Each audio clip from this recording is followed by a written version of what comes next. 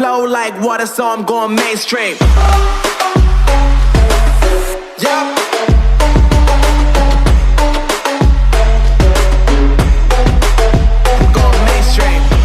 What's up, Eagles Nation? Welcome to another episode of Eagles Connect, the channel that talks all Eagles all the time. I'm your host, George, and let's just get into it. Last night was crazy.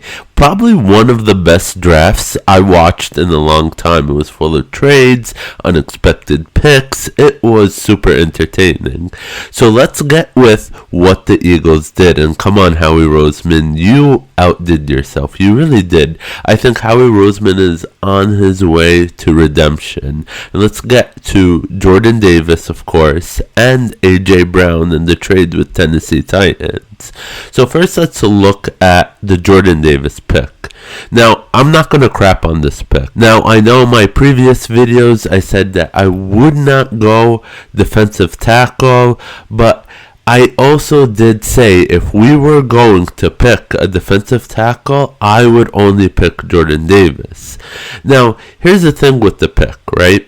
So, number one, we traded from the 15th to the 13th, and I think we gave up a lot. We gave up the 15th pick, the 124th pick, which was a 4th round, the 162 pick, and the 166 pick, which were both 5th rounders. So we gave up 4 picks just to move up 2 spots. So I wasn't too crazy about the pick. But then you also look at the players who were available. And personally, I would have went Kyle Hamilton, which the Eagles decided to skip out, and this is telling me I really do think Honey Badger is coming to Philadelphia. You do not skip on Kyle Hamilton unless you're going to sign Tyrann Mathieu. So I think that Tyrann Mathieu is coming to Philadelphia. Also, the Eagles do have a history of not selecting safeties in the first round. Then I personally would have went with Jermaine Johnson. Now, I don't know what the issue was with Jermaine Johnson, but he fell to number 26 and the Jets picked him up. And I want to first say, and I usually don't do that, but I want to applaud the Jets and Joe Douglas, who was an Eagle, because I think they had a decent draft. I think they were probably the number one winners after the Philadelphia Eagles. Yeah, I don't know how he dropped. Everyone had him in the top 10 in their draft boards, and so there's definitely something we don't know about Jermaine Johnson. So I'm not going to crap on the Jordan Davis pick. I'm just saying I would have picked those two guys over Jordan Davis, but that's my opinion. And then also, I had a feeling Thursday morning that the Eagles were going to go Jordan Davis. So I did a lot of research on him, and I actually really like the kid. I moved him up on my draft board in front of George Karlaftis. And you just have to look at his profile. He's 6'6", and he ran a 4.78. That is the fastest 340 plus pound lineman in the draft. That's like, and just to give you perspective, that's like fast tight end numbers. If you look at like Mark Andrews, he ran a 4.83, and Patrick Mahomes ran a 4.8 flat. So for a 331 pound man to run a 4.78 is unbelievable. Now, Davis will be a 3-down player in the NFL, and the Eagles will get much better against the run. The knock on Davis was that he doesn't have the stats, and he can't be a 3-down tackle is ignorant. And that's not me saying that word, that's Daniel Jeremiah, and I quoted him. He said that's ignorant. The fact is that Georgia just had so many good players that they had the luxury of keeping their players fresh. So I know I did say before that Davis is going to probably be redshirted and see at least the same kind of action that Milton Williams saw last year. But I did a lot of research last night after the pick, And I honestly think this might be the key to Jonathan Gannon's hybrid defense. And now it's starting to become a little bit more clear to me how they're going to use Hassan Reddick. Seth Joyner said it perfectly. He said that you would line Javon Hargrave, Jordan Davis as a nose tackle, and then Fletcher Cox, and then you would have Hassan Reddick on the weak side and Brandon Graham on the strong side. So you have a five-man front, and Jordan Davis is a true nose tackle. So you can have a five-man front and switch to a four-man front where you can then shoot Reddick out like the Cowboys do with Micah Parsons. And so that unlocks a lot of options for you. So I really do think the Eagles really needed Jordan Davis to kind of that final piece to that hybrid defense. And I think that's why they traded up, but they couldn't afford to lose that piece. So I do think that Jordan Davis is a really, really good player. And you know what? His mother is an Eagles fan, and you gotta love that. And she came out saying that she hoped that the Eagles would pick her son. So I think that's pretty awesome. Now, I would rate this pick a B+. And the only reason I would rate this pick a B+ is, one, the players that were still available, Kyle Hamilton and Jermaine Johnson. Two, the picks that we gave up just to move to 2 spots. I think that was kind of hefty. And three, that we had a lot more needs. Other than that, I think this is a solid pick. So now let's get to the trade. Oh my God. I can't believe we have A.J. Brown. I mean, like, it's getting to the point where I don't think, like, I think this is going to hurt Howie Roseman. I don't think teams are going to trade with him anymore because he absolutely robs teams. Like, he really does rob people. I mean, if you just looked at how the draft was panning out, number one, all the wide receivers were being sniped off the board. And then you had a trade just minutes before this trade where Arizona gave a first and a third for Marquise Brown. And Howie was like, wait a second, hold my beer.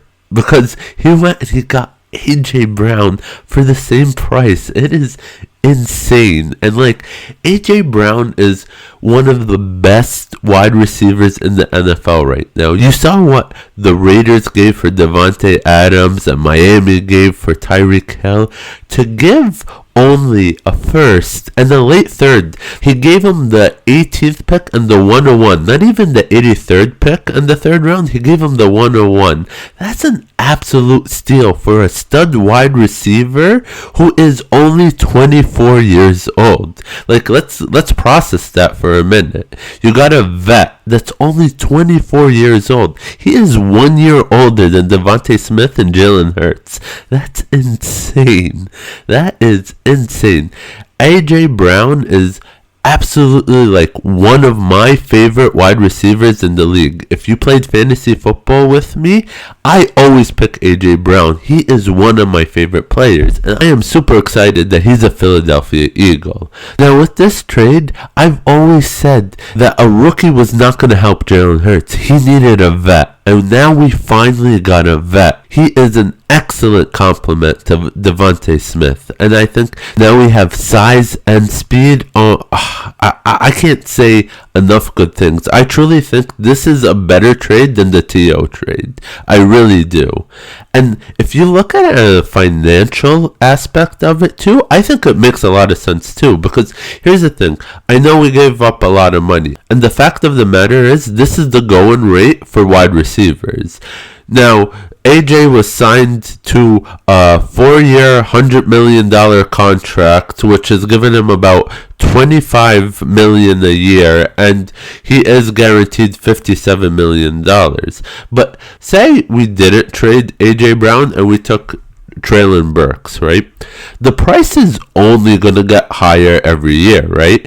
So, like, we were going to be put in a really bad position where we would have to pay Devontae Smith once his rookie contract expires, and then the year after, we would have to pay Traylon Burks. So, I think right now, why not pay A.J. Brown and then go ahead and pay Devontae Smith. So, like, pay A.J. Brown now while you still have Jalen Hurts at his rookie contract, while you still have Devontae Smith at his rookie contract, and then pay the guys up front when their contracts expire. So, I think this was just an absolutely A++ trade. And it's just like, you're getting a wide receiver that is still young and 100% better than any wide receiver in this draft. It is unbelievable that we were able to get A.J. Brown. Unbelievable. Now, looking ahead to tonight's draft in the second and third round, if you look at my draft board, Andrew Booth Jr. is still there. And I think the surgery really caused him to kind of fall to the second round. I mean, I don't know if the Eagles will be able to get him, but if he does pass Minnesota, who's picking second, I think he has a chance of falling, and the Eagles could trade up and get him. But I think the Eagles should definitely target a corner at either the second or third round. And I honestly said, I said it before, I think you need to either get Andrew Booth Jr., Gordon, or Roger McCreary. I really do think you need to do that. So I think you need to draft corner in the second round. Now, Nakobe Dean is still there too. And if they took Nakobe Dean, I would not be mad at all. And then you have David Ajabu. The thing with David Ajabu is he tore his Achilles, so he's still now recovering, but he also was a raw prospect from the beginning. So, like, I think it's going to take much more time to develop him than other prospects. But I do really like David Ajabu. If you had to say who was my top 5 players right now in the second round to target, you have Andrew Booth Jr., Nakobe Dean, David Ajabu, Boye Mafe, edge out of Minnesota. Then number 5, Kyler Gordon, cornerback out of Washington. So I think those are my 5. Now, George Pickens is still there. Jalen Petrie is still there. There is a lot of good players in the second round. So I would love if Howie could figure out, maybe trade Andre Dillard. I don't know if he's worth the second round, but I would love for Howie to sneak in another pick, because I think there is a lot of good players in the second round. Now, I really do think that we should go cornerback here. So here's my top 5 cornerbacks. And I strongly think you have to take at least either Andrew Booth Jr., and it might be difficult, Kyler Gordon, or Roger McCreary. Now, Tyreek Woolen was a converted cornerback. He was wide receiver. He's okay. I wouldn't be too mad at the pick if we got maybe like Nakobe Dean and then him in the third, or even Kobe Bryant too is an alright cornerback, but I think we have to hit with one of those 3 first cornerbacks. So Booth, Gordon, or McCreary, I really do hope we get one of them. Now, in the third round, I think we're going to go linebacker. I don't think we're going to go safety, because I'm convinced now that the Honey Badger is coming to Philadelphia. So I think we're going to go linebacker. I think there's a lot of good quality linebackers that will be in the third round. If you look at my top 5 linebackers that are left on my board, it looks pretty much the same. And I figured that was going to be the situation. So you have Nakobe Dean, Christian Harris, Chad Mumba, and then Quay Walker, which I do not know how he went in the first round. Like, over Nakobe Dean. That just doesn't make sense to me why the Packers would pick him in the first round. But that's fine. So I moved up Leo Chanel. So those guys, one of them could be there in the third round. But if you look at the next 5, you have Troy Anderson, Channing Tindall, Desmond Clark, and Brandon Smith. So I think there are good quality linebackers that's going to be available in the third round. So I think that the Eagles can go cornerback, linebacker. If Nakobe Dean's there, go linebacker, quarterback. Maybe we could see some edge rushers. Let's see what happens. But I don't think Howie's going to stay in these spots anyway, and you're going to see a lot more trading up, trading down. He's going to try to make up for the picks he lost when he moved up to number 13. So it's going to be a fun night, guys. I'm going to probably do a video tomorrow night recapping what happened tonight and what happened on Saturday morning, and just kind of recapping all the drafts. So stay tuned, and as a reminder, please follow me on Instagram as well as Twitter to get all your draft updates and all the trade news that's probably going to happen. I will be on it, and I'll be posting on my Instagram, and then you'll have some of my reactions on Twitter. So please follow me on Instagram as well as Twitter. Do not forget to like this video, subscribe, and put your notification bell on, so then you can see when I'm posting new episodes and get my draft recap. As always, stay safe, stay healthy, love one another, and fly, Eagles, fly. Until next time, this is George, signing out.